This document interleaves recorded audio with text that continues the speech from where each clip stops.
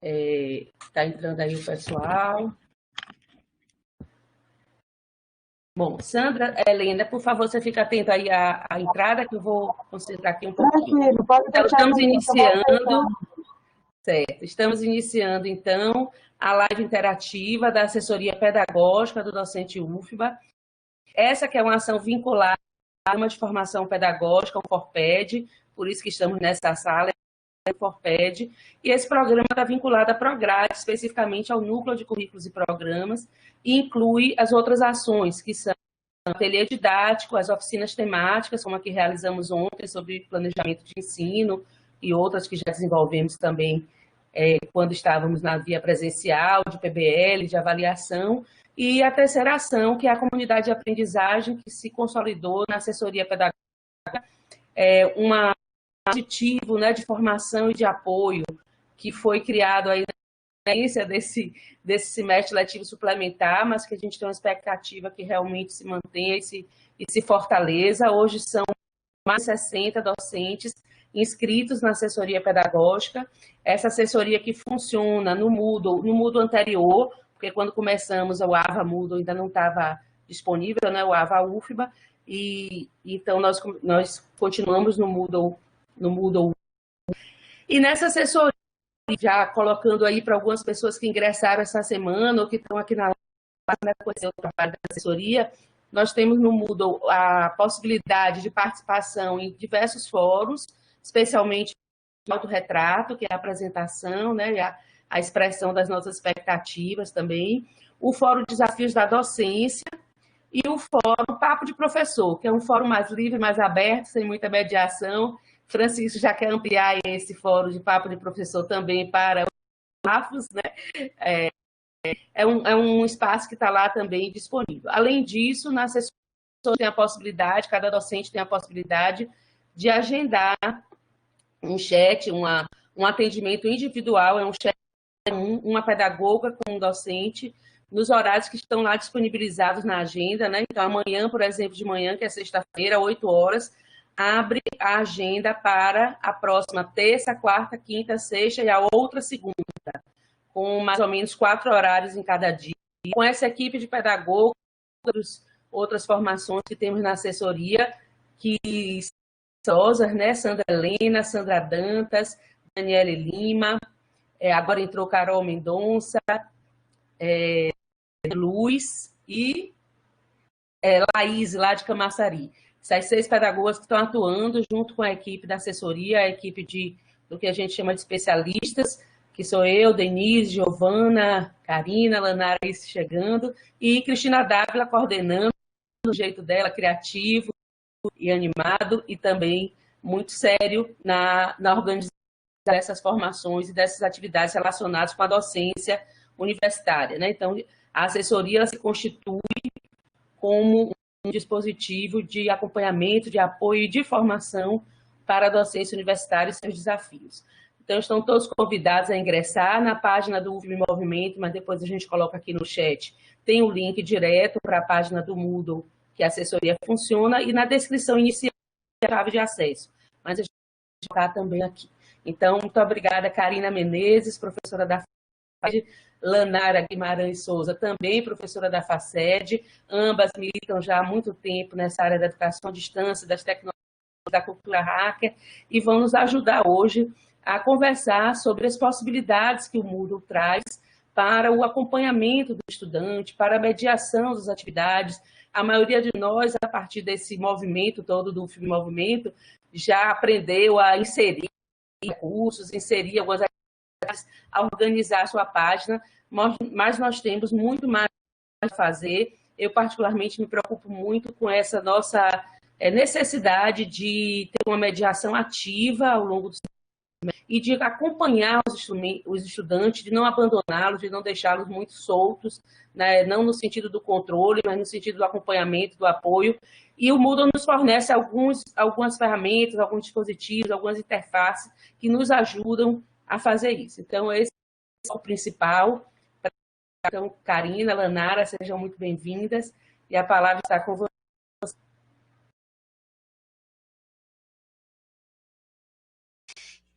Então, boa noite novamente para todos e todas. É um prazer estar aqui com todos vocês, minha querida colega Karina, companheira de tantas coisas, toda a equipe do Ateliê Didático. Muito obrigada pelo convite.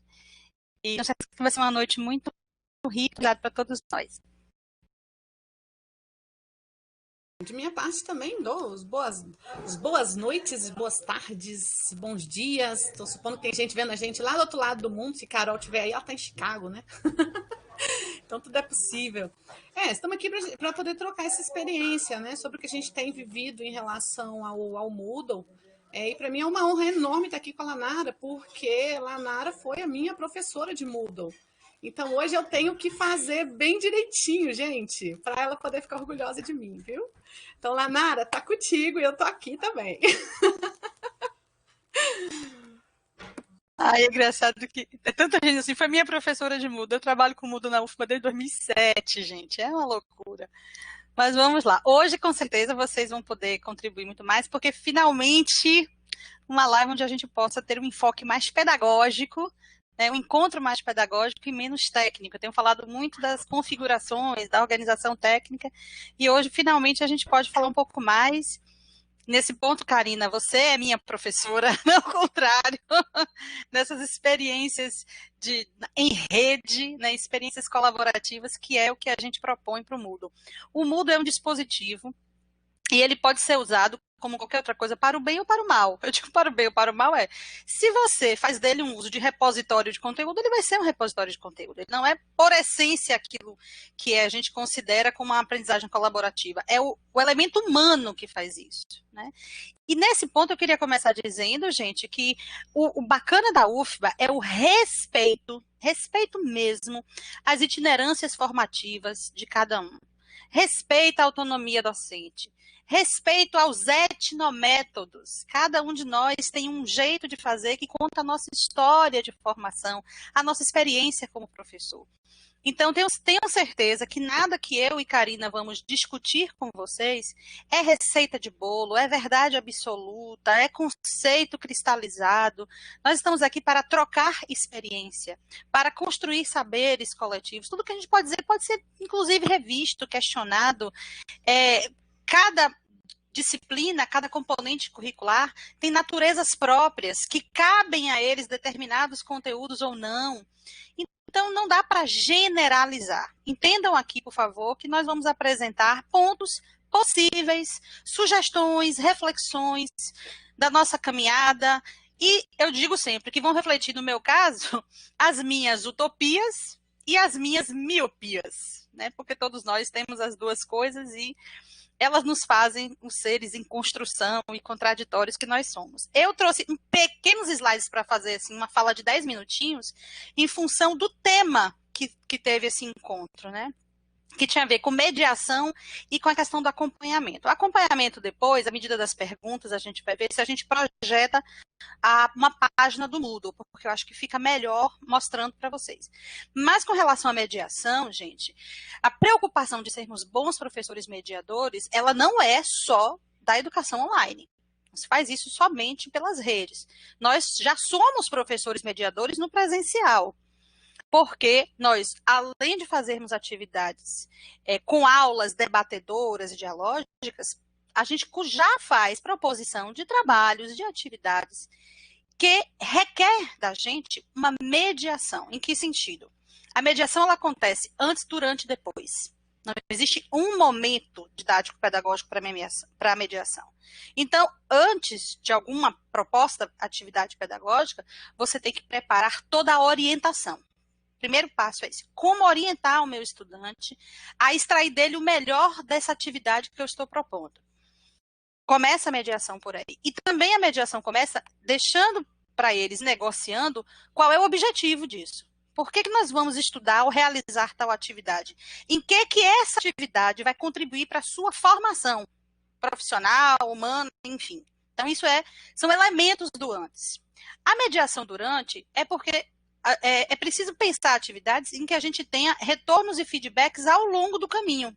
Então, algum momento, algum dispositivo de que você abre e pergunta, e aí, como está o andamento? Como é que está sendo feito? Quais são as dificuldades? Que aprendizagens, que coisas vocês descobriram, né? Descobertas e dúvidas ao longo do processo da realização da atividade. E a mediação depois tem a ver muito com a avaliação formativa e mediadora. Eu preciso dar a eles um feedback qualificado, com base nos critérios, para que eles possam, inclusive, se possível, no planejamento, ter tempo de refazer o percurso. Fazer e refazer. E aí a gente entende que essa mediação tem a ver não só com o saber, mas o saber fazer. Os conteúdos estão nesses dois campos. Então, basicamente, a compreensão de mediação que eu trago à discussão com vocês tem a ver com isso. Esses 3 tempos que no final das contas, perpassa todo o processo didático. E aí, quando a gente pensa isso no Moodle, o que é que talvez a gente precise deixar muito claro? Olha, no Moodle nós temos, essencialmente, 3 recursos que, por essência, são de diálogo, que eles foram pensados para uma comunicação mesmo, para papo, para conversar. O BBB é o Big Blue Button, que é esse que nós estamos aqui agora, esse dispositivo que nós estamos aqui, é o Big Blue Button. O nome que foi dado a ele foi RNP, WebConf da RNP, mas a RNP, ela comprou, ela adquiriu este Big Blue Button, que, espero que vocês saibam, é um software livre. Na internet, se você jogar Big Blue Button, é essa sala aqui livre e aberta que você pode ter para você, particular, tá? Então, é um software livre que a RNP adotou, configurou para o modelo RNP, dá todo o suporte que nós utilizamos, inclusive no Moodle da UFBA. Então, é um canal aqui, como nós estamos fazendo, de comunicação essencialmente de diálogo, mas não exclusivamente, ok? O segundo recurso é o chat. Tem lá um dispositivo chamado chat, que também, de maneira síncrona, você bate papo, dialoga, conversa, orienta, tira dúvidas, tá? O chat é usado essencialmente para diálogos, mas não exclusivamente. E o fórum, que é a ferramenta por excelência, aquela que ganha disparado em termos de mediação. Um ambiente que não tem nenhum fórum pode saber que a mediação deve estar comprometida em algum momento, porque ali o fórum, por ser um diálogo assíncrono, ele é mais democrático, ele permite a flexibilidade no tempo e também permite a comunicação todos, e não um para um. Okay? Então, embora esses 3 recursos aí sejam essencialmente de diálogo, por que eles não são exclusivamente? Porque durante a utilização você pode aplicar em diversas práticas, com diversos métodos, com diversas propostas didáticas, tá? Para o fórum. O fórum, vou dar um exemplo só, o fórum pode ser usado para você fazer um júri simulado. O pessoal de direito pergunta muito isso, né? Mas na minha disciplina eu faço júri simulado no presencial. Eu já sei como é que eu organizo os grupos e tal. Você pode fazer isso pelo fórum. Cria nos grupos, o de defesa, a promotoria, o juiz, o pessoal separadamente, eles têm atividades, você orienta o que fazer, depois eles se reúnem num único tópico, numa sala, com todos juntos, tem o tempo da réplica, e o fórum pode ser esse espaço, tá? O chat, eu lembro numa época que eu fazia um chat que chamava Chat com Pipoca e Guaraná. A gente indicava um documentário ou um filme curtinho para eles assistirem, e no dia do chat todo mundo tinha que vir com pipoca e guaraná, que era para a gente conversar sobre o filme chat. Então, claro que traziam questões teóricas e conceituais, mas a ideia do chat não era para isso, porque é uma conversa muito rápida. Então, era mais mesmo para a gente socializar. E aí, achei interessante tal personagem, me identifiquei, teve assim e tal, e cada um com a sua pipoca, seu guaranazinho, e a gente fazia. É um recurso de diálogo que ele tem um objetivo muito de aproximar as pessoas. E o chat fazia sucesso na época que não existia o Big Blue Button, porque no Moodle lá, 2.1, 1.9 que eu peguei, não tinha esse recurso, esse dispositivo assim de vídeo aula ao vivo, né? E aí agora ele tem entrado em desuso, já que a gente tem o Big Blue Button, a gente, né, não tem tanta necessidade de usar o chat. E o Big Blue, assim como a gente falou, por exemplo, estamos aqui numa aula debate, que vocês estão pelo chat, conversando e tal, mas a gente tem aqui, do lado de usuários, a opção de salas de apoio, que você pode criar salas paralelas a essa e colocar grupos, você define os grupos.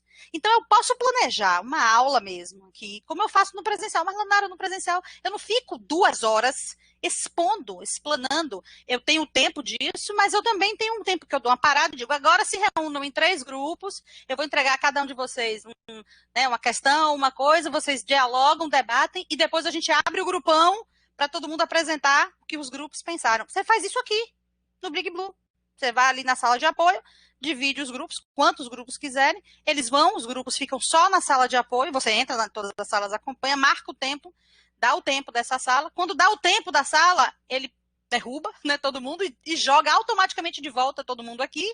E aí você passa o perfil de apresentador para a pessoa do grupo que vai apresentar. Olha, nosso grupo ficou com tal coisa, a gente está apresentando isso, aí começa o debate. Então, numa lógica, numa sequência, como a gente costuma fazer no presencial. Então, por isso que eu digo que é um essencialmente de diálogo, mas as possibilidades pedagógicas vai variar da criatividade, do estilo, do método de cada professor. Tá? Eu separei abaixo atividades diversas, essas que estão abaixo, elas não são, por essência, lugares de comunicação e diálogo. Tá? Então, um fórum de dúvidas, um fórum de descobertas, um fórum de avisos, um fórum de apresentação, tudo isso tem a ver com a mediação. Então, esses 5, eles são mais de produção de atividade. Então, o que é que a gente pensa sempre? Esses 5 de baixo, diário, questionário, tarefa, wiki, glossário, eles precisam ser planejados em parceria, em articulação com algum dos 3 de cima. Porque não adianta só fazer. É preciso mediar o fazer e o saber fazer, e o estudo e a atividade. Então, é um diário com o chat, é uma tarefa com o fórum para discutir como é que está sendo a construção dessa tarefa, é um glossário que você solicita e orienta pelo Big Blue Button. E, enfim, eu conheço pessoas que articulam muito. Por exemplo, o Wiki. O Wiki é aquela página de construção colaborativa, de coautoria entre as pessoas. Mas não pode ser um fazer pelo fazer. Não dá para fazer um trabalho no Wiki sem abrir um fórum que acompanha o trabalho que você criou no Wiki. Porque eles precisam debater as ideias e usar o Wiki para a construção. O Wiki não é um lugar para ninguém estar conversando, é para você digitar colaborativamente o projeto, o texto, seja lá a atividade qual for. Então, não dá para fazer um Wiki puro, você tem que associar com um fórum, que é para que os grupos que estão no Wiki produzindo possam discutir. E aí, vamos colocar, olha, eu coloquei tal coisa, vocês viram, o que é que vocês acharam? Não, vamos tirar, vamos fazer assim, até que se conclua a atividade.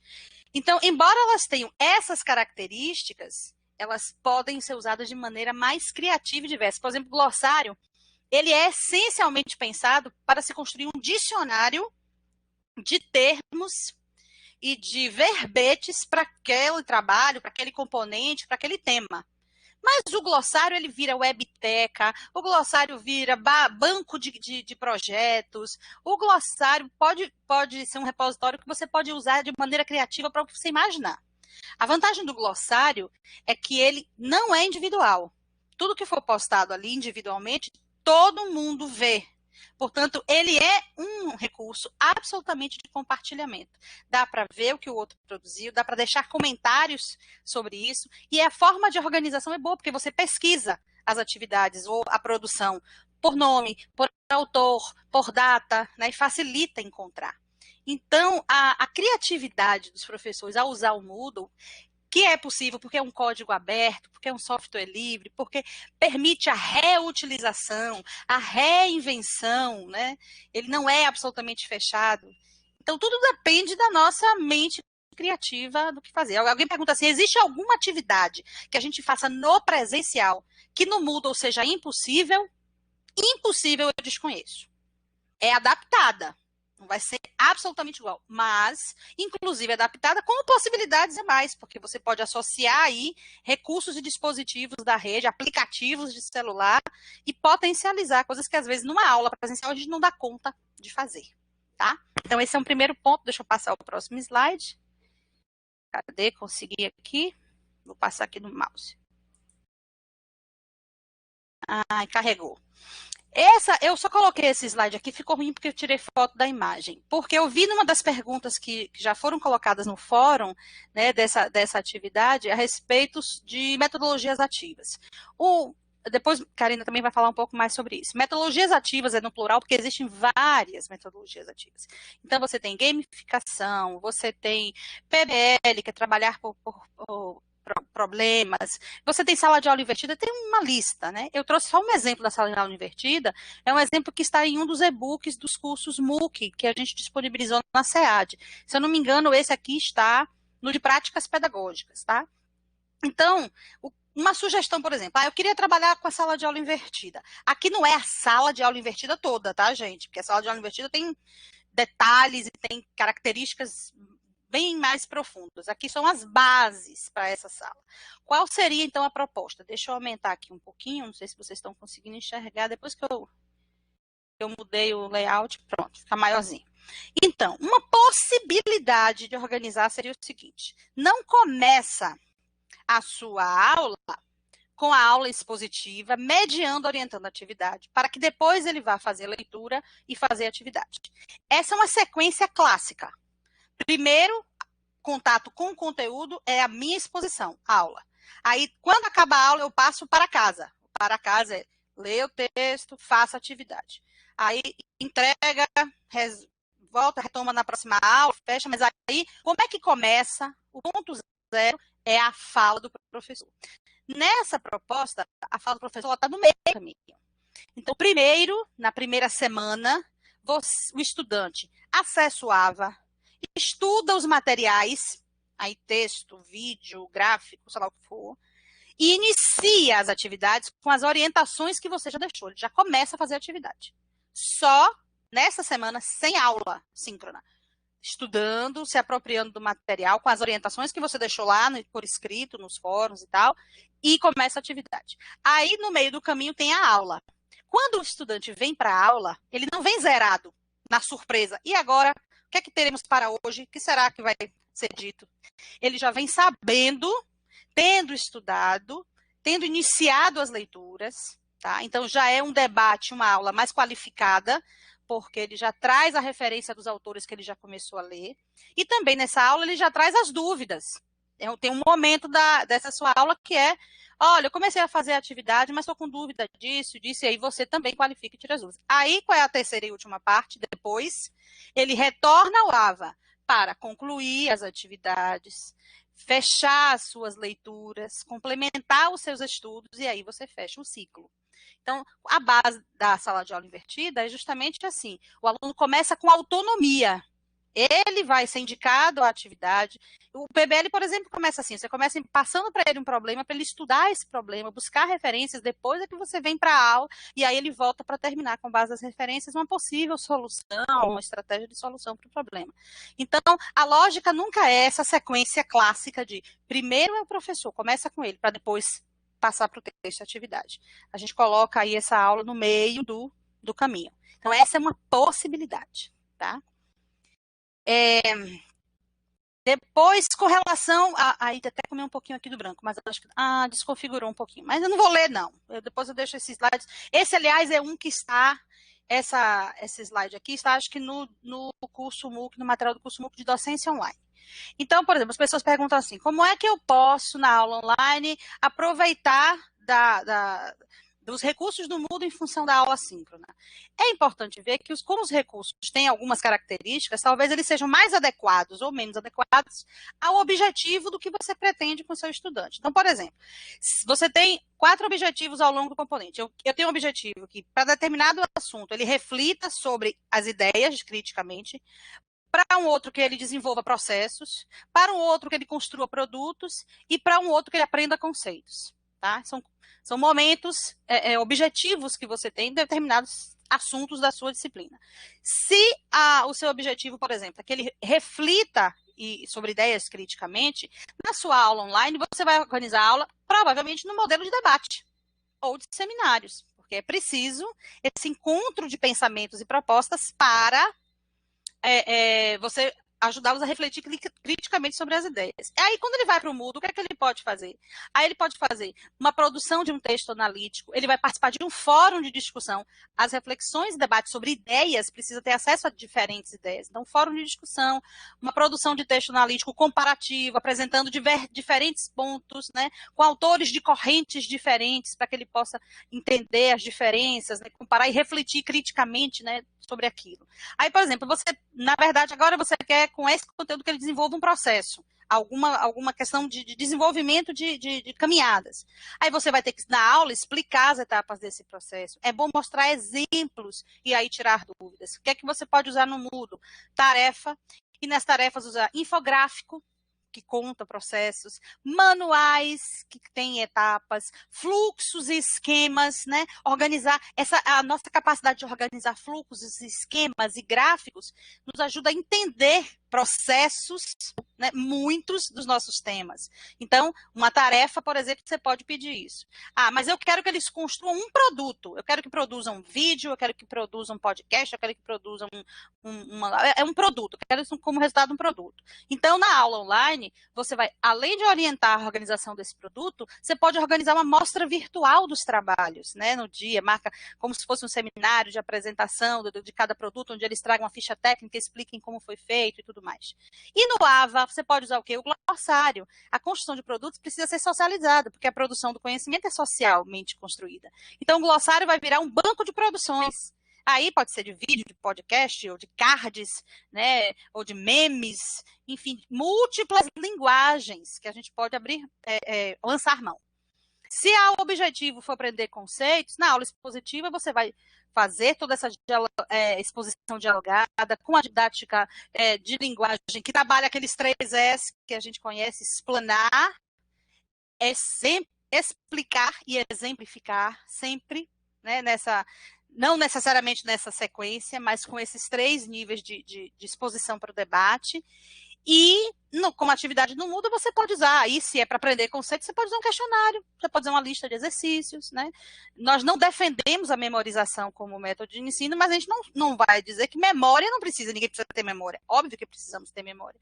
Então, há componentes que em algum momento, não todo, em algum momento, em alguma medida, precisa de um questionário, precisa de uma lista de exercícios, precisa de praticar, né? Fazer bastante, aprender como se realiza aquele cálculo, enfim, daquelas áreas que não são as nossas áreas de humanas e que eles precisam fazer. Então, tem espaço, gente, para todo mundo, para diversas possibilidades, para todas as áreas. Por fim, acho que esse aqui é o último slide que eu vou passar, eu não vou ler, é só para dizer, esse slide, agora eu vou me confundir, mas eu acho que ele está no curso MOOC de Moodle. A gente tem são 2 slides, são 8. Também exemplos, tá, de atividades, como fazer o procedimento e quais os critérios de avaliação que você pode usar para cada uma delas. Então, por exemplo, como elaborar o mapa conceitual, qual é o recurso do Moodle que eu coloco, como é que eu oriento, porque a mediação tem muito a ver aqui com a orientação. E por escrito, gente, nós precisamos ser bem objetivos e completos. A gente não pode supor que, deixando subentendido, eles vão entender o que é para fazer. Então, uma mediação de qualidade, fora aqueles momentos síncronos, que a gente já tem competência de sobra, todos nós temos, vocês têm, é por escrito, você não deixar subentendido o que é que você espera desse estudante. É aí que os critérios de avaliação são essenciais nessa mediação. Eu não posso pedir para eles que façam um infográfico, ele vai dizer assim, por quê? Porque eu acho bonito, eu acho tão lindo, infográfico, eu acho moderno, eu acho diferente. Não é por isso. O infográfico tem que estar adequado ao objetivo de aprendizagem, ao conteúdo, e é preciso entender que saber fazer o infográfico vai desenvolver habilidades cognitivas do saber fazer que são importantes, e o estudante precisa saber disso, né? Qual é o objetivo? Por que eu estou pedindo isso? E quais são os critérios? O que é esperado de mim? O que esse professor espera de mim quando ele me pede uma resenha, quando ele me pede um resumo? E eu posto aonde? É coletiva, é individual? E aí você tem recursos, né, variadíssimos no Moodle para isso. Então, isso aqui é só para exemplificar para vocês, tem fora de discussão, como procedimento, como fazer tudo, gente, em termos de sugestão. Então, era isso, mediação e de acompanhamento com relação ao Moodle, era isso que eu tinha para colocar, tá? Porque eu acho que a parte mais importante são as perguntas. E, Karina, por favor, complementa aí tudo que a gente está dizendo. Eu não consegui, gente, acompanhar esse chat, viu? Eu sei que está subindo aqui, mas eu não consegui ler nada, porque eu estava focada aqui na apresentação, tá? Então, era isso que eu tinha para falar. Obrigada. Boa noite, gente. Eu aqui novamente. Então, Lana, eu fui acompanhando aqui pelo chat. Acho que antes de eu começar a fazer algumas ponderações, tem algumas questões aqui que foram colocadas pelos colegas. Uma delas diz respeito à divisão de salas. Você comentou que é possível fazer, na verdade, divisão de grupos dentro da... Isso. Explica um pouquinho melhor, porque tem pergunta do tipo, quantas salas é possível fazer, né? como que isso funcionaria dentro de um componente único, que é o nosso caso específico? Lembrando que você também é responsável pelo curso de pedagogia EAD, né? E então você tem completamente a noção do que é a divisão de sala, de turma e de grupo. Mas aí eu preciso entender se eles estão falando dentro da sala do Moodle ou aqui dentro do Big Blue, porque no início, quando eu estava falando, foi a criação de salas de apoio aqui. Eu estou achando que é isso, né? Não no Big Blue? Ah, deixa eu conferir aqui. Gente, foi... por isso que eu fiquei na dúvida. Não, é RNP. Pronto, aqui dentro. Fez a pergunta. Aqui dentro? Pois é. Ó, colegas, vocês não vão poder testar porque vocês não estão com perfil de moderador, tá? Mas aqui nessa sala vocês conseguem ver a palavra usuários, que a gente está vendo ali que tem 35, não é isso? Do lado de usuários, para a Karina, para a Ana Verena, para algumas pessoas moderadoras, aparece uma engrenagem que parece uma florzinha. E quando você clica nessa engrenagem, o último item dela é assim, salas de apoio. Você pode criar até 8 salas de apoio. A gente viu isso hoje num dos testes. Ele permite você criar 8 salas de apoio. Aparece uma tela para você criar. E aí aparece a lista de todo mundo que está na sala aqui. Por exemplo, esses 35. Aí você, com o botão, arrasta e bota nos grupos. Eu vou colocar na Verena, Denise e Giovana no grupo, Karina, Sandra e Adriana no outro grupo, vai arrastando e põe no grupo. Aí avisa, gente, ó, já criei os grupos. Você clica em criar, pronto. Automaticamente, aqui leva vocês para essa sala desse grupo, quando só tem essas pessoas. E você marca o tempo, igualzinho aqui o cronômetro. Você marca o tempo, quanto tempo eles vão ficar nessa sala, sem os outros colegas verem. E aí, nessa sala, vocês têm o poder de editar, têm o poder de escrever, de preparar, de produzir uma apresentação, né? Enquanto isso, a professora deu o tempo, ó, quero que vocês se reúnam aí, vão fazendo, daqui a pouco a gente volta, todo mundo para aqui, e vocês aí vão apresentar o resultado do que vocês discutiram no grupo menor para o nosso grupão. Aí pronto, quando acaba o tempo, é só clicar em encerrar a sala de apoio. Pá, derruba todo mundo tá aqui no mesmo momento. Hoje de manhã a gente fez isso. Diva tá aí. Diva tava comigo de manhã na oficina de ADM, não foi, Diva? Diva viveu essa experiência que eu coloquei. Então é assim que funciona. Mas quando vocês estiverem na sala de vocês e criarem um BBB, não esqueçam isso. Olhem usuários, a engrenagenzinha, clica nela e sala de apoio. Tá? Aí funciona direitinho. Em relação às salas de apoio aqui pelo MConf ou pelo BBB, a gente também tem tido um aprendizado bacana no ateliê didático, né? Começou muito com a Ana Verena, foi me ensinando algumas coisas, a gente acabou aprendendo junto. E aí é importante considerar, quando a gente vai fazer isso com os estudantes, a gente tem que considerar muito a qualidade da conexão. Porque às vezes o professor faz a divisão das salas, mas não tem ninguém ali na sala principal para poder acompanhar quem está caindo, quem está voltando. Então, isso também é importante, né? Vocês têm que considerar que, se for trabalhar com a divisão de salas, é legal ter alguém apoiando o processo de remanejar as pessoas que vão caindo, que vão voltando. Eu não sei se aconteceu com vocês, Lana, hoje de manhã ADM, mas a depender do horário da conexão, minha filha, a gente caindo toda hora, então a gente tem que ter esse cuidado. Mas é um recurso que funciona super bem, a gente também tem usado bastante. Lana, agora sim surgiu a pergunta aqui, ó. A Cláudia perguntou, no Ava Moodle se consegue formar grupos, né? E é diferente formar grupos e formar salas. Sala é o todo, esse é o componente. Aí cada sala é uma sala, você não reproduz, né, filhote de sala. Agora, dentro da sala, você pode criar grupos. E você pode chamar de turmas, por exemplo, se você quiser chamar de turmas, né? Vou dar o exemplo lá de Organização da Educação Brasileira. Nós somos 5 professores, eu e mais 4, ofertando o mesmo componente. Nós estamos com 160 alunos em uma única sala. Eles estão divididos em 3 grupos por turno, porque nós temos alunos do matutino, do vespertino e do noturno. E, por exemplo, na turma do matutino, a gente tem 50 alunos, que são 10 que estão na minha caderneta, 10 na caderneta de Wilma. São alunos de professores diferentes compartilhando a mesma turma, no mesmo grupo, em turnos diferentes. E as nossas aulas vão se revezando. Então, eu vou dar aula de manhã, o Wilma depois dá aula de tarde, depois eu troco de manhã. Eles literalmente vão dialogar com 5 professores. Nós não ficamos assim, estamos juntos, mas cada um está no seu quadrado. Não. Está todo mundo síncrono, assíncrono e misturado. Né? Tá uma balbúrdia boa.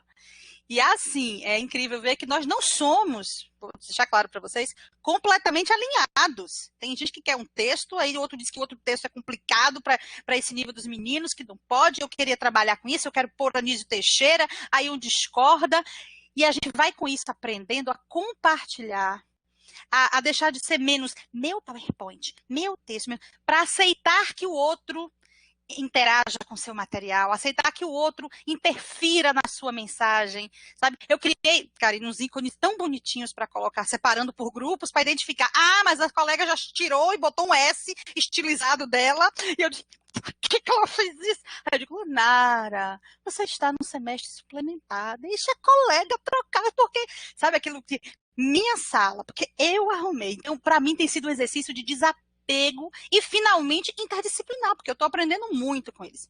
Às vezes é duro, a gente tem embate, mas faz parte do processo, né? E a gente aprende que às vezes muita coisa que a gente defende, quando vai viver na prática, né? Fala, gente, é muito aprendizado. Lana, eu vou então passar para as perguntas que nós recebemos, tá? Vou começar a comentá-las. Por favor, pessoal, se tiver perguntas aqui no bate-papo público que ainda não foram, né, ainda respondidas, por favor, recoloquem aqui no bate-papo ou mandem conversando comigo ou com a Nara de forma... Oi, Carol?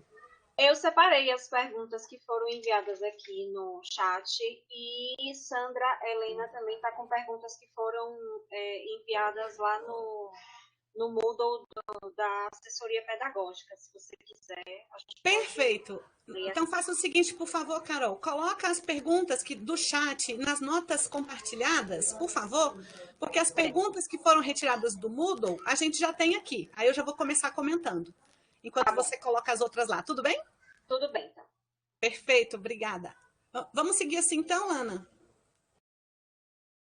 Então vamos lá. Você responde e eu complemento. Tá, beleza. Bom, a primeira pergunta que chegou para a gente foi do Pedro de Novela.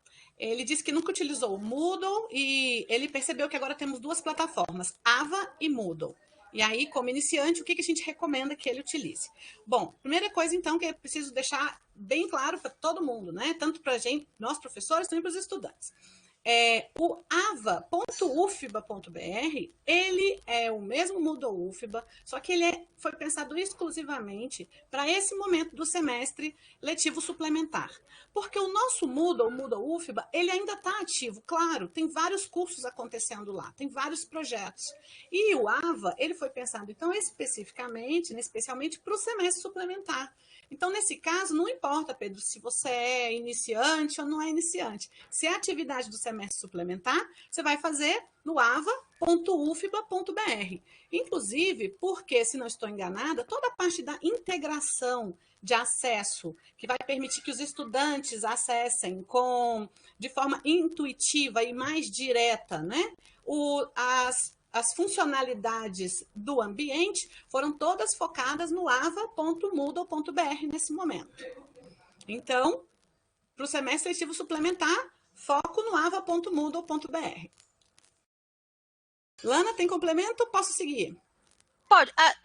A única diferença básica é que o ava.ufba ele é uma versão 3.5, então é uma versão mais turbinada. Ele tem coisas que a gente não tinha no Moodle antigo, mas a gente nem teve nem tempo de olhar, como o HP5, tem mais jogos, tem configuração para gravar áudio direto no Moodle, tem umas coisas assim super modernosas que a gente não viu no Moodle antigo ainda, mas que a gente também não teve tempo de usar.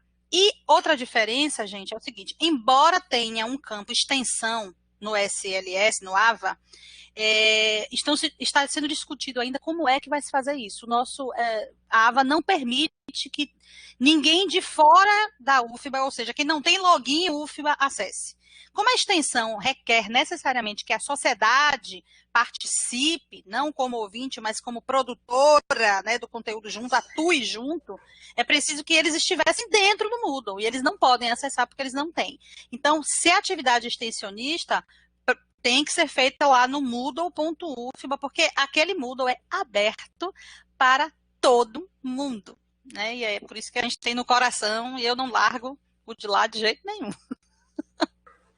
Pronto. Obrigada, Alana. Olha, a Daniele Souto de Medeiros, ela fez uma pergunta similar à pergunta anterior, e aí ela traz como acréscimo, perguntando sobre o recurso BBB, se está disponibilizado em ambas. E aí eu aproveito para esclarecer mais uma vez, né?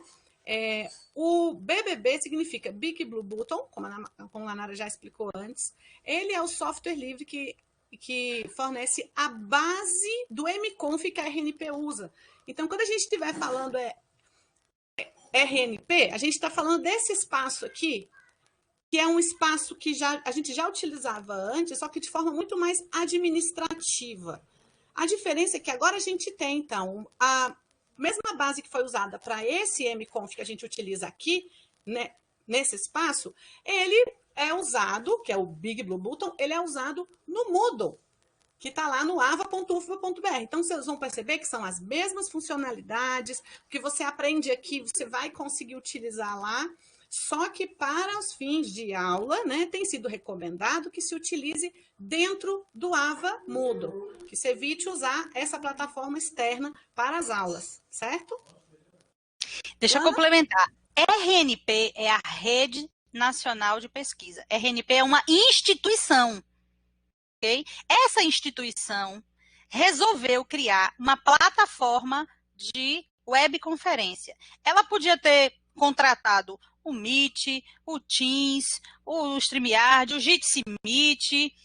Ela escolheu o Big Blue Button para ser a plataforma usada pela RNP. Okay? Então, o nome desse dispositivo que nós estamos é Big Blue Button. Só que é qualquer Big Blue por aí? Não. Esse Big Blue é customizado para a Rede Nacional de Pesquisa, para a RNP. Por isso que quando a gente entra lá no Moodle e vai lá em Big Blue Button e a pessoa entra e diz assim, parece RNP? Não parece não, é mesmo. Né? Inclusive porque foi incorporada. É da RNP, não é a RNP. A RNP é a rede. É um Big Blue Button. Não sei se ajudou. Não, claro. E aí é importante também lembrá-la, né, que a RNP é uma instituição pública, um serviço público feita por servidores públicos. A história da RNP está ligada à história da internet no Brasil, a história da internet em todas as universidades. Então, né, a gente tem aí esse histórico de pessoas que fizeram essa escolha no passado, que a gente tivesse realmente uma plataforma de comunicação que integrasse as universidades de forma pública, de forma aberta e segura, e melhor ainda, customizável, né? Então, a RNP ela tem uma grande importância aí na história da nossa produção de conhecimento. Conhecimento. Acho que teve uma coisa na pergunta que a gente pulou. Alguém perguntou se no Moodle antigo também tinha Big Blue? Porque sim, tem. Sim, tem. Agora, não é o da RNP. É um plugin do Big Blue vinculado ao Big Blue Org, o Big Blue público, geral. Por isso que de vez em quando dá problema. E o Moodle não pode dar suporte a ele. Aqui é diferente. Aqui, se der qualquer problema, tem uma equipe de suporte da RNP que a gente diz, olha, a gravação daquele encontro, entendeu? Já o do Moodle antigo não tem suporte porque é apenas um plugin vinculado ao Big Blue Org, que é do mundo todo. Isso. E fica o convite aí, né? Como a gente está falando, que é software livre, que é aberto, que é replicável, que é customizável. Fica o convite para o pessoal aí da área de exatas a convidar os estudantes a conhecer essa plataforma e ajudar a desenvolver. Porque a equipe da RNP também, ó, tá igual a gente aqui, viu, gente? Servidor público, tá minguando, estão correndo perigo. Então, é o momento da gente investir também nos nossos estudantes, incentivar que eles aprendam essas plataformas e consigam também ajudar a desenvolvê-las. Bom, vou lá para a próxima, então. Vamos falar aqui. Olha que interessante. Tá? Eu vou entrar aqui no segundo bloco de perguntas e elas têm, então, um cunho um pouco mais pedagógico, né? A Rita Franco, ela pergunta, qual o formato e conteúdo de uma página no Moodle para um curso que pretende usar metodologias ativas de forma não presencial? Como desenhar um curso que use metodologias ativas usando corretamente as ferramentas do ambiente virtual? Então, a preocupação da Rita aqui é como que, tecnicamente, consegue se configurar um curso que dê conta dessa proposta, então, da formação e da educação ativa, que tem os estudantes como centro, como foco daquela prática pedagógica, como centro da aprendizagem, certo? Bom, como a Alana já comentou, o Moodle, eu acho que a Alana, inclusive, ela disse claramente, eu não vi nada no presencial que não seja possível replicar no Moodle. Gente, é um amor essa pessoa, adoro isso, né? E aí, o que acontece?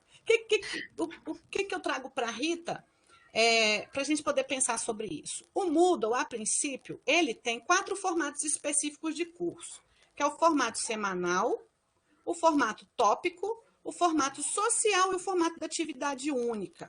O que basicamente difere cada um deles? O formato semanal ele seria o mais parecido com o que a gente conhece como a nossa prática educativa mais tradicional, né? É feito, então, por conteúdos que vão sendo estudados em determinado recorte temporal. Você vai mudando aqueles conteúdos a cada semana, os estudantes vão participando das atividades, fecha uma semana, vai para a próxima, então a gente vai seguir a nossa prática. Né? Esse seria o que a gente tem comumente visto, né? O formato tópico, ele é um formato um pouco mais livre. Por quê? Você não necessariamente tem que seguir cada sessão durante uma semana, durante um mês ou durante um recorte específico de tempo. As sessões podem ficar abertas e você pode colocar tempo nas atividades que são feitas. Já o formato social, eu confesso que eu conheço poucos cursos focados no formato social, porque eles são pensados muito para atividades mais focadas em comunidades comunicativas. Tanto que, se eu não estou enganada, o formato social ele é muito focado em fóruns, né? Tá aí. Ah, gente, olha, a minha professora fez assim, gente, eu estou falando certo. Né? E aí, esse curso também o formato de atividade única, ou seja, o nome já diz, né? Você vai pensar ali uma atividade e ela vai ser, então, o seu curso, né? Vamos colocar dessa forma. Então, o que acontece? Quando a Rita pergunta qual que é o formato que mais fica adequado, como a Lana disse antes, a gente não tem como dizer, olha, Rita, faça tal curso, porque esse curso vai ser o adequado para você.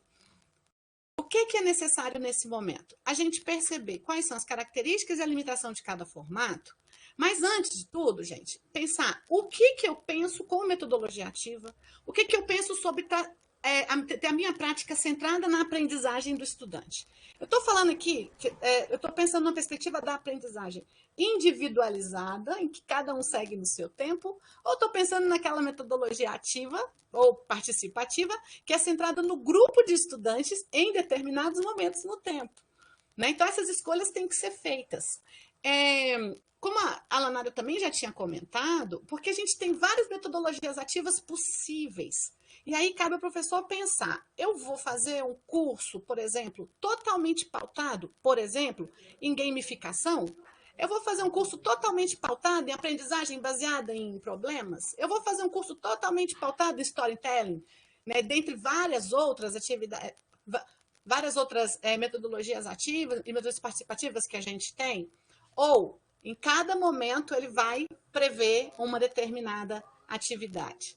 Então, a partir do momento que vai se fazendo essas escolhas, é que é possível, então, tomar essas decisões.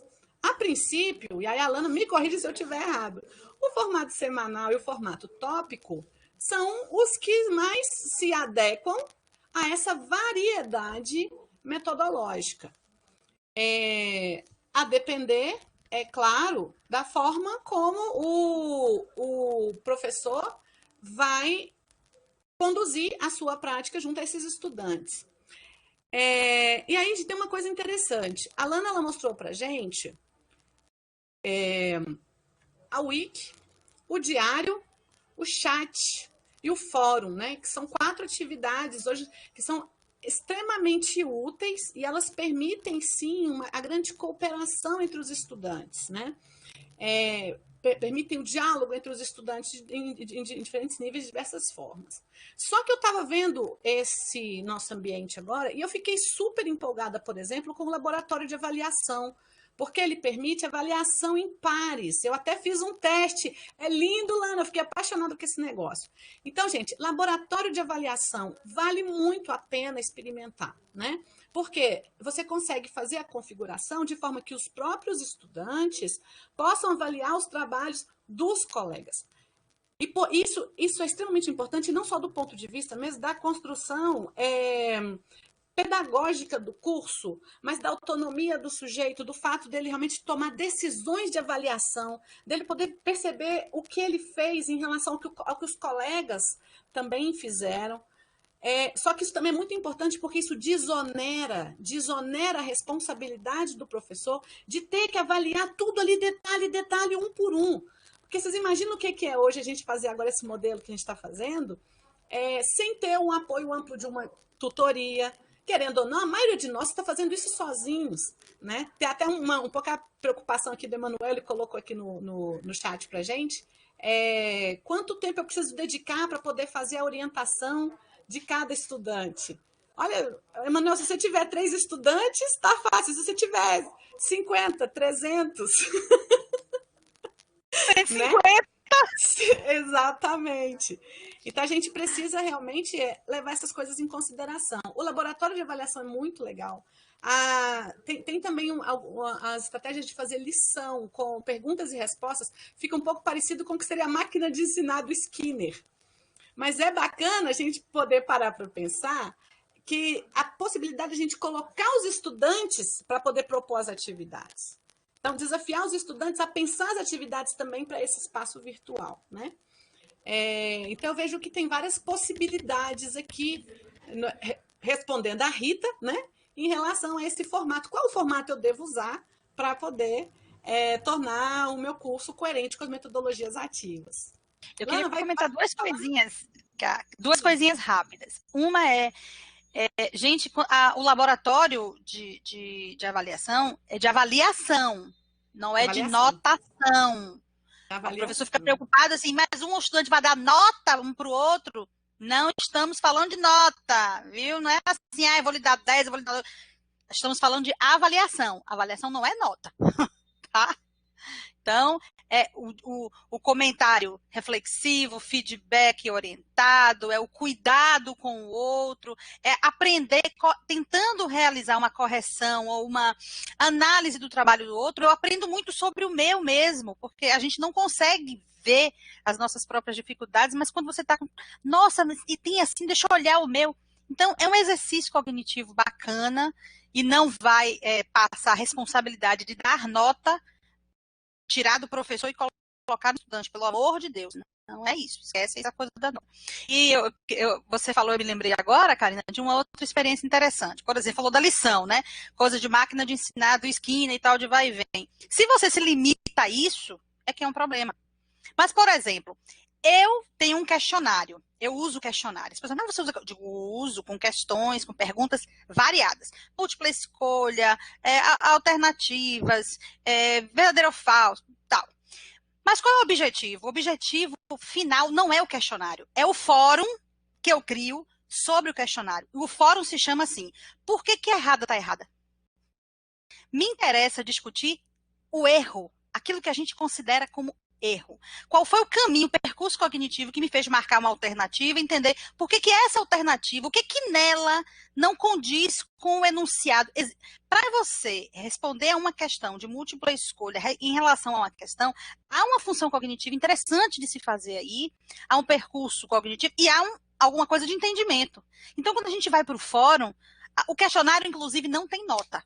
Tá? É um exercício de tomada um pouco de consciência de o que é que eu estou pensando sobre aquilo e qual seria uma possível resposta. Aí você vai para o fórum e aí a gente vai discutir por que é errada, está errada. Está errado mesmo por quê? Por que eu não posso marcar essa alternativa? O que é que estou dizendo aqui que não é? Poxa, mas eu não vi isso, eu não entendi assim. Aí começa a discussão. Olha, é um fórum de discussão riquíssimo quando você usa como pretexto para discussão um questionário, por exemplo. Então, você complementa as funções cognitivas, o estudo e a forma. Agora, se eu fico só no questionário pelo questionário, se eu fico só na lição pela lição, se eu fico só no lista de exercício pela lista de exercício, vai ter um nível de aprendizagem ali, mínimo. Uma memorização básica que, com o tempo, provavelmente, não houve ressignificação, não houve articulação com a realidade. Isso pode se perder. Tá? Não vou dizer que não tenha. Quem sou eu para dizer que não tem? Mas nós estamos falando de níveis diferentes de significação do que foi aprendido. É isso. Nesse caso, a gente está falando de sair do conteúdo enciclopédico, que é esse que você estuda e dá resposta, para poder alcançar outros conteúdos, ou seja, outros objetivos de aprendizagem, que é minimamente conceitual, atitudinal e o procedimental, que é do saber fazer. Então, esse laboratório de avaliação ele é muito interessante por causa disso. Assim como a Wiki também é, né? A Wiki como um texto coletivo, imagina a gente escrever junto e ao mesmo tempo com outra pessoa. Hoje em dia, talvez isso não seja tão complicado para algumas pessoas, mas para outras, né, que como a própria Lana disse, colocou lá os ícones bonitinhos, de repente trocou por S. Nossa Senhora, que tragédia. Mas eu tenho que entender e aceitar, querida, porque faz parte do processo, né? Faz parte, né? Tem um discurso, não, esse desapego do meu, mas eu sofro, eu sou fruto do capitalismo. Sempre. Bom, a Larissa, ela perguntou assim, olha, a Larissa Prazeres Monteiro, quais as melhores ferramentas e atividades que o Moodle propicia para a realização de atividades que têm um conteúdo mais prático que teórico? E aí, eu fiquei também me perguntando, que tipo de conteúdo prático, né? Que tipo de atividade prática é essa que Larissa está pensando? Porque o Moodle, ele tem várias delas, né, como a gente estava aqui comentando, tem o laboratório de avaliação, tem a Wiki, tem o fórum, que também é prático, você senta ali, você tem que sentar, conversar, tem o diário de bordo, tem o próprio chat, né, que também é prático ali na escrita, e o Moodle, ele permite também integrações com outras ferramentas, né? E pelo fato de permitir essa integração, que é realmente interessante a gente explorar recursos fora do Moodle e ir sinalizando esses recursos também para os nossos estudantes. Então, por exemplo, qual é o recurso de natureza prática que a gente está falando? Se a gente for fazer uma exploração de mapas, por exemplo, né, vamos fazer uma exploração com mapas aéreos. O Moodle não oferece essa ferramenta nativa. A gente teria que procurar um OpenStreetMap, se você está procurando uma ferramenta aberta, ou fazer uma atividade focada no Google Maps mesmo, né? E aí, Lana, jogo para você. Quais outras atividades, né, que o Moodle oferece que tem um caráter mais prático? Uhum. Eu fico pensando na lógica dessa pergunta, que é assim, o Moodle ele tem a natureza dos recursos que foram criados, mas a gente o tempo inteiro está sendo rebelde e adaptando, na verdade, os recursos para aquilo que a gente quer. Por isso que eu falei, não tem atividade. Eu acho que às vezes a gente pensa assim, o que o Moodle tem para me oferecer para eu poder fazer? A pergunta pode ser inversa, assim, o que eu quero fazer? O que eu pretendo fazer? O que eu gostaria de fazer? E aí eu vou pensar nos recursos do Moodle, e tem vários que eu posso usar. Você estava falando, Karina, por exemplo, do mapa, né? Observe, qual é o volto a falar do objetivo? Se o meu objetivo é que eles façam uma crítica e discutam criticamente a estrutura de navegação desses mapas, qual é o melhor de todos? Provavelmente é um fórum. Nós vamos fazer os exercícios nos links, postar nos fóruns e discutir cada um desses, porque a ideia é discutir criticamente, fazer uma reflexão crítica sobre. Não, eu só quero meu objetivo é um só. Nessa navegação por mapas é que eles consigam fazer o print do mapa, que eles alterem, que eles façam alguma coisa e me entreguem. Eu quero ter uma coisa técnica. Aí você vai usar a tarefa. Só que a tarefa, só o estudante e você vai ver, porque seu objetivo tinha a ver com cada um.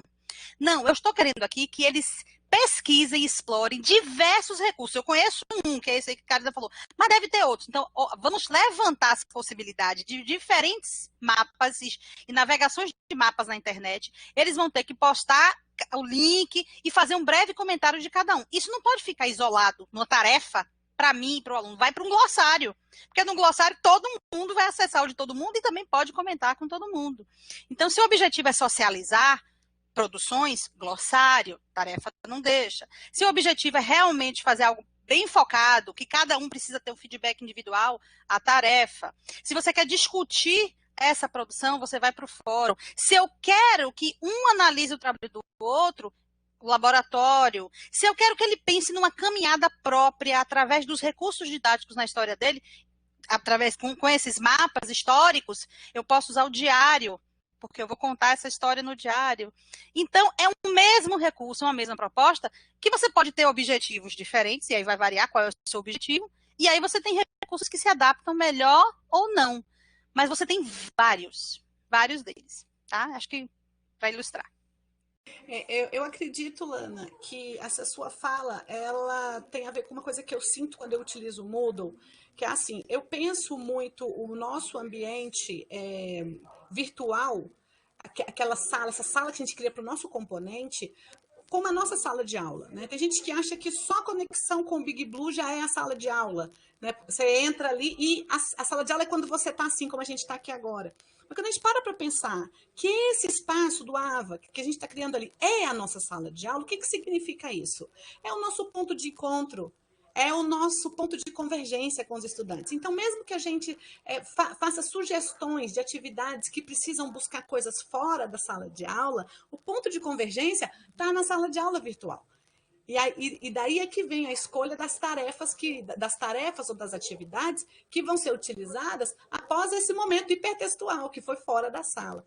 E a gente tem que lembrar, assim, gente, que esse espaço é o porto seguro do estudante e do professor. Por isso, tem que pensar ele como um espaço de convergência, onde estão colocadas todas as informações com uma certa previsibilidade, com uma certa antecipação, exatamente para os estudantes conseguirem se organizar no tempo, saber o que vem depois daquela atividade que ele está fazendo, o que vem depois, porque que horas, o que eu tenho que fazer, como que eu tenho que me organizar. Se eu tenho uma dúvida, poxa, eu esqueci. Ao invés de ele escrever para você lá, procurar você no Zap, no e-mail, ele vai recorrer à sala de aula.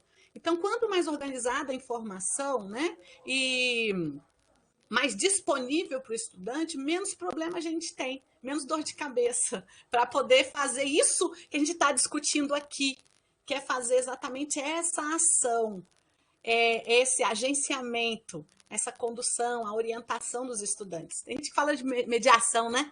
Mas é que eu sou meio chata para falar que o professor faz mediação, sabia? Não gosto, não. Porque para mim o professor age, gente. O professor põe a mão na massa, sabe? Ali, essa coisa de mediação, para mim, quem faz é o Moodle. Qual a construção, qual a autoria, qual a produção você gosta mais, né? Ele decide, né? O professor decide junto ali.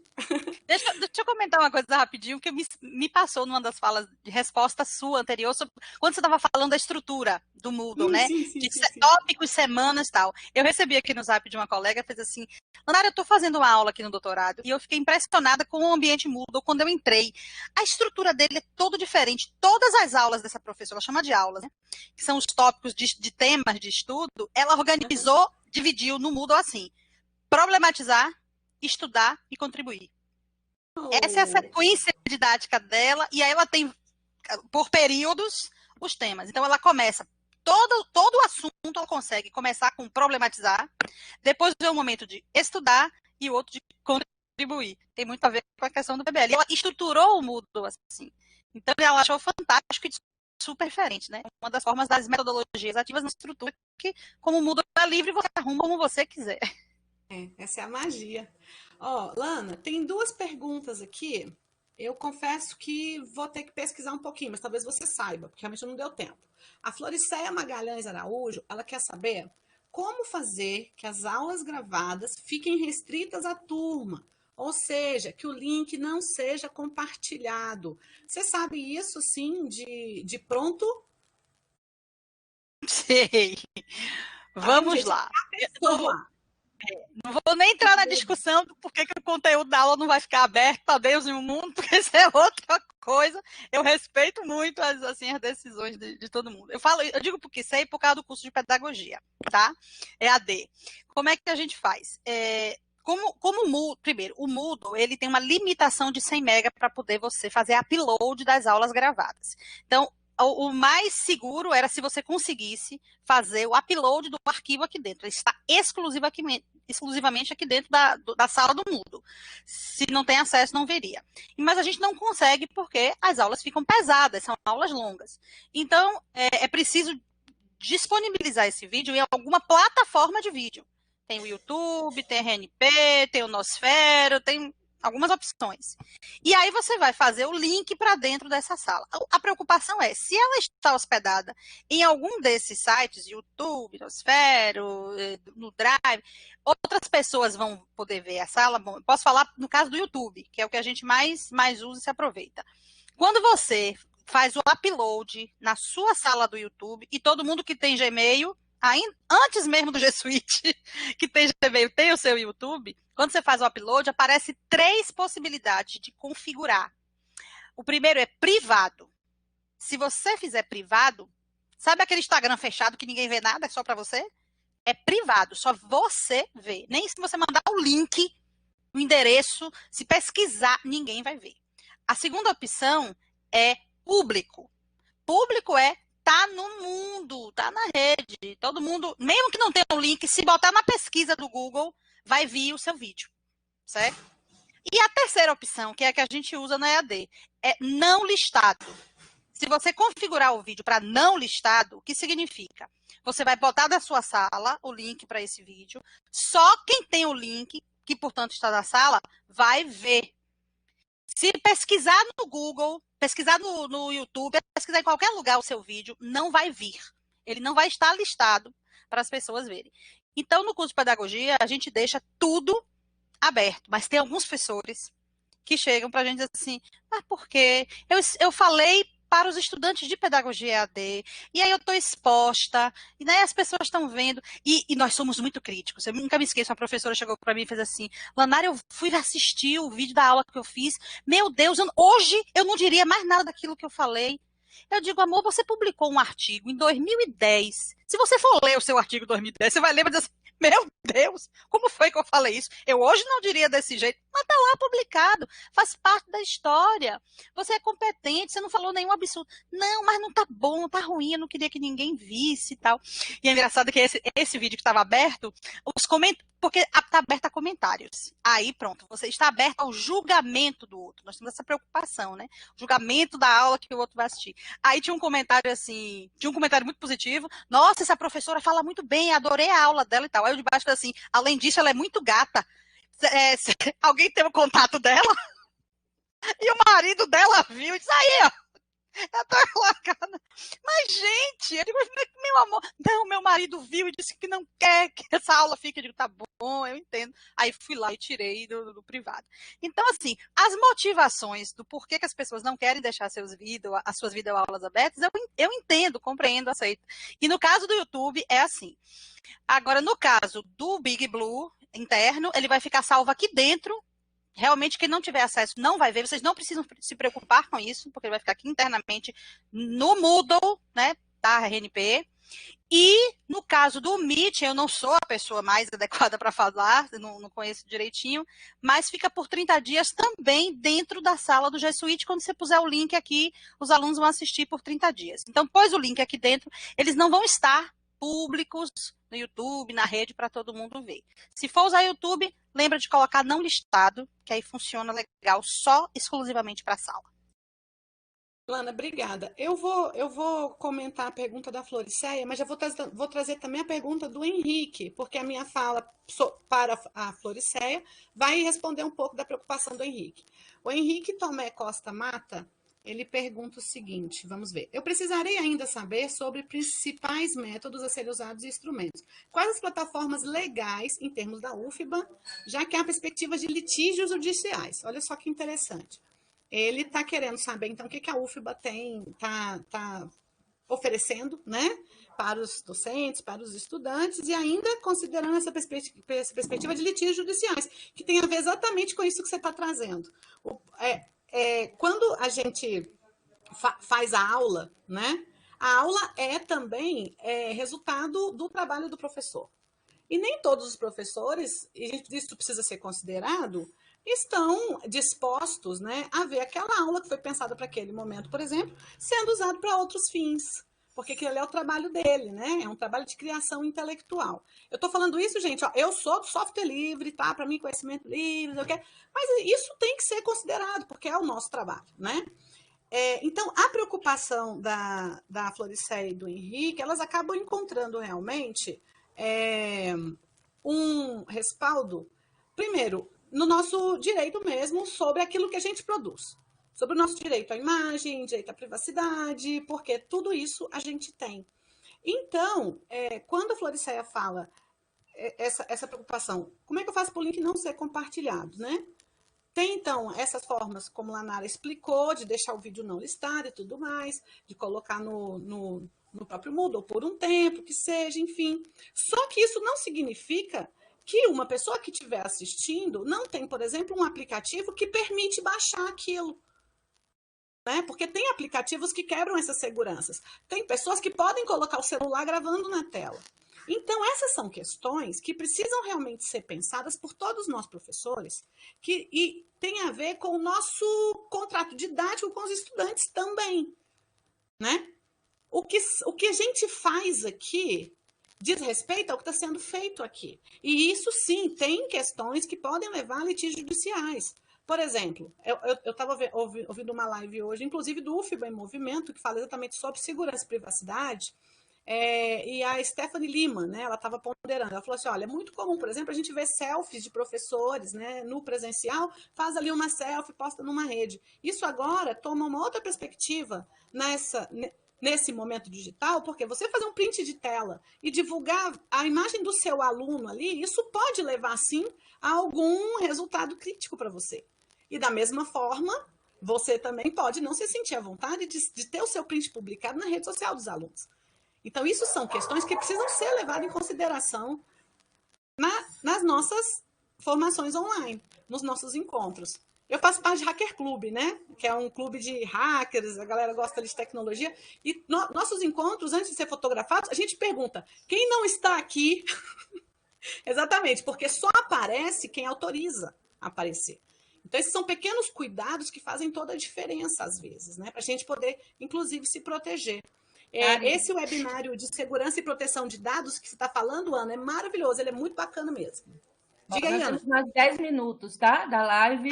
Talvez seja o caso de pedir as meninas para também ajudarem aí a fazer as perguntas mais relevantes, talvez, ou mais interessantes, ou agrupar, para a gente poder ir caminhando para esse final. Já vai dar 8h30, são 8h20. O tempo passa rápido quando a conversa está boa. Lana, corre lá. Eu só queria comentar uma coisa. Comenta tá aí, bom. Eu queria comentar só uma coisa. Depois procure na internet do Ministério Público do Trabalho, uma nota técnica para o trabalho docente. Nota técnica para o trabalho docente, que foi feita pelo Ministério Público do Trabalho. É fantástico de ler. Eu que não gosto de ler esse negócio, ele explica tudo dos nossos direitos. Gente, do tempo de descanso, por exemplo, aqui, eu já vou botar Ana Verena aqui, vou entrar com litígio, porque eu já estou há quanto tempo sentada e eu não tive direito de descanso. Vai levantar. Tudo, da ergonomia, da cadeira que você senta, que você tem direito de uso e direito de imagem, que a gente confunde os dois direitos, eles não são a mesma coisa. É uma nota técnica fantástica. Eu recomendo para quem está trabalhando home office como docente, em todos os níveis, educação básica, superior, como nossos direitos trabalhistas, como profissionais que somos, precisamos ler e ter essa nota técnica para pautar nosso cotidiano, tá? Depois dê uma procurada nela. É do Ministério Público do Trabalho, MPT. Beleza. Bom, Lana, então nós temos agora 8 minutos só. Vamos correr lá nas notas compartilhadas para poder dar a resposta do pessoal. Antes de começar aqui nas notas compartilhadas, teve uma pergunta ainda lá que veio do fórum, que é da professora Ana Friderica Schwarzmüller, a Frida, né? Lá do DCC. Ela perguntou se nós temos que usar a plataforma... A querida Frida. ava.ufba.br. Bom, não vou comentar isso a fundo, não, mas está rolando o Google Suite aí, né? Não? A gente precisa garantir... A né, acessibilidade a todos. Gente, essa resposta tem que ser com base na resolução. Ninguém vai poder dizer nada diferente de uma resolução. A resolução flexibilizou. Se você quiser fazer sua aula maravilhosa toda pelo WhatsApp, ninguém vai poder lhe impedir, criticar e dizer que não faça. Se você quiser usar o Jitsi Meet, se você quiser usar o Zoom, se você não quiser usar nada, a resolução flexibiliza. O que é que a UFBA diz? Olha, se precisar de nós temos suporte para 2 recursos. O AVA é o Moodle e as salas de webconferência, RNP e agora o G Suite, certo? Então, se você precisar de suporte para isso. Os outros, infelizmente, você não terá suporte, mas o professor que já está acostumado, faz trabalhos belíssimos pelo Facebook, pelas redes sociais, e já faz de forma colaborativa, quem vai dizer que não? A resolução flexibilizou. Então, uma coisa é o recomendado e o orientado em função do que a UFBA oferta como suporte. Ela não pode garantir o que ela não oferta, tá? Mas está na autonomia de cada um, autonomia docente. Suporte e alguma cobertura contratual também, né, Lana? Sim. Porque isso tem que ser considerado, porque se dá uma treta, você está fazendo sua aula pelo Instagram lá, você escolheu fazer aula pelo Instagram, se dá uma treta de segurança lá, a responsabilidade não é da UFBA. Não. Tem que pensar essas coisas também. Bom, vou correr lá nas notas públicas, então. O Emanuel perguntou aqui... Manuel então, é possível pensar? É possível utilizar glossário Wiki? É esse, tá? Isso. Glossário Wiki, mapa mental infográfico como instrumentos de coavaliação e avaliação, né? Coavaliação, configurando o mundo para que o estudante, ou em grupo, ou estudante, se manifestem sobre a produção do outro com base em rubricas, critérios previamente estabelecidas e negociadas, se possível, né? Em escalas. Com certeza. Esse laboratório de avaliação permite isso, né? O próprio laboratório de avaliação, que eu estou apaixonada com ele permite isso aqui. E ele, inclusive, permite, sim, que você faça avaliação por conceito ou por nota. E aí você coloca o estudante naquela assim, nossa, como é que eu consigo quantificar? Olha isso, é muito interessante. Como é que eu quantifico o trabalho do outro? É o que a gente passa o tempo todo, né? Vamos dividir isso com os nossos alunos. O outro então, a ordem cronológica seria 1, acesso ao material, 2, interação no fórum chat e aula síncrona, depois a aula síncrona e 3, realização de atividades.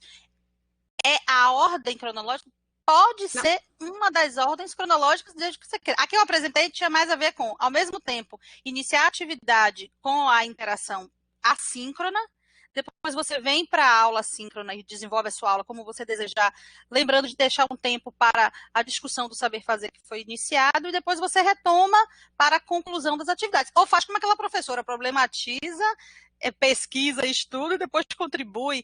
Quer dizer, a questão é a ordem, é não ter ordem, né, Karina? É pensar em diversas ordens possíveis.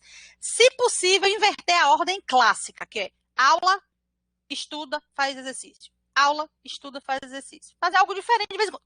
Olha, gente, tem momentos que essa ordem é a ordem.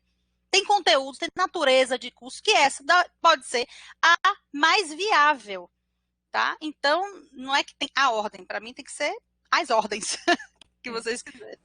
Lana, eu vou pular lá para a pergunta da Clarissa, tá? Qual é a diferença entre fórum e glossário? O glossário cabe mais recursos e vídeos e áudio? É isso? A diferença entre fórum e glossário. O fórum, ele tem um espaço de comunicação, de diálogo e debate. O glossário não é feito para diálogo e debate, mas você pode disponibilizar vídeos, recursos, tudo, tanto no fórum quanto no glossário. Tem um detalhe do glossário, viu, gente? O glossário não tem espaço para botar nota. Ele não foi pensado como naturalmente como instrumento de avaliação, não, de nota. Isso ele não foi. Já o fórum, inclusive, permite, tá? Mas cabe os dois. Fórum, quando você tem como objetivo trazer esse material, esses vídeos, para um debate, para uma discussão, para um enfrentamento de ideias, argumentos e contra-argumentos. É natural do fórum.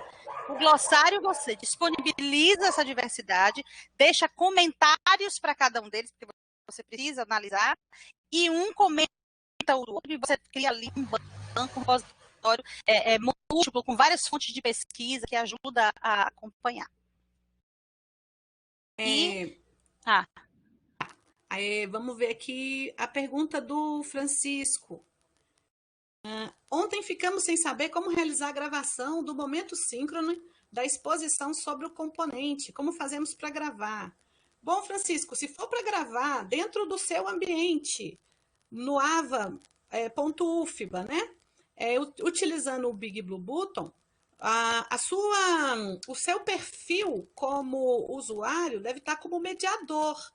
Então, assim, quando você acrescenta a sala, o recurso, né, do Big Blue Button, tem que entrar nas configurações e em configurações de usuário colocar-se como mediador, porque apenas os mediadores são capazes de fazer o clique no botão de gravar aula. Pode ser esse o problema, né? Que você está dizendo que não conseguiram Francisco, fazer. volta lá nas configurações dessa sala e vai lá em participantes. Já tô a imagem mental, gente, desse negócio. Lá em participantes, onde tem todos os usuários, você escolhe o usuário e clica no seu nome e adicionar. Gente, eu não vou dormir essa noite. Aí você vai aparecer seu nome como usuário visualizador, você muda para mediador. Com certeza. E aí quantas pessoas você quiser. Deixa eu falar uma coisa que eu aprendi hoje, né? Vamos socializar isso. Uma professora me ligou e disse assim, eu reuni com minhas professoras, amigas da mesma sala, no Google Meet, para fazer o teste. Olha, veio me perguntar de Google Meet, gente. Eu digo, gente, eu não sei de Google Meet, mas tudo bem. Aí ela disse, olha, fiz o teste e o seguinte, estávamos na sala do Google Meet de uma delas. Nós duas entramos, só que descobrimos que nós três tínhamos o botão de gravar. Mesmo a sala sendo do login do Google Meet dela. E aí ficamos preocupados, dizendo assim, pô, se todo mundo teve o perfil de gravar, será que os estudantes, a pergunta dela é, os estudantes também vão poder ter o botão de gravar? Aí eu respondi, amiga, eu não sei de Google Meet, mas eu vou consultar os universitários. Aí eu PSTI. Perguntei, a resposta foi, vai. Vai, todos os estudantes vão ter lá o botão de gravar, parar a gravação, pausar a gravação, porque é o seguinte, o Meet não vai fazer distinção entre o perfil de estudante e o de professor. Então, eles podem tirar a gente da sala, eles podem botar a gente na sala, todos os poderes que um professor tem, o Google Meet vai dar ao aluno, já dá ao aluno também. Então, só no Big Blue esse aqui é que você configura para dizer quem é que vai ser apresentador, quem não vai, quem vai falar, quem não vai, quem vai gravar, quem não vai, né? Lá não. E aí ela ficou preocupada. Ó, a pergunta do Emanuel sobre a diferença entre fórum e chat foi respondida no bate-papo público. E tem uma pergunta da Ana Verena que apareceu na tela para mandar a gente embora.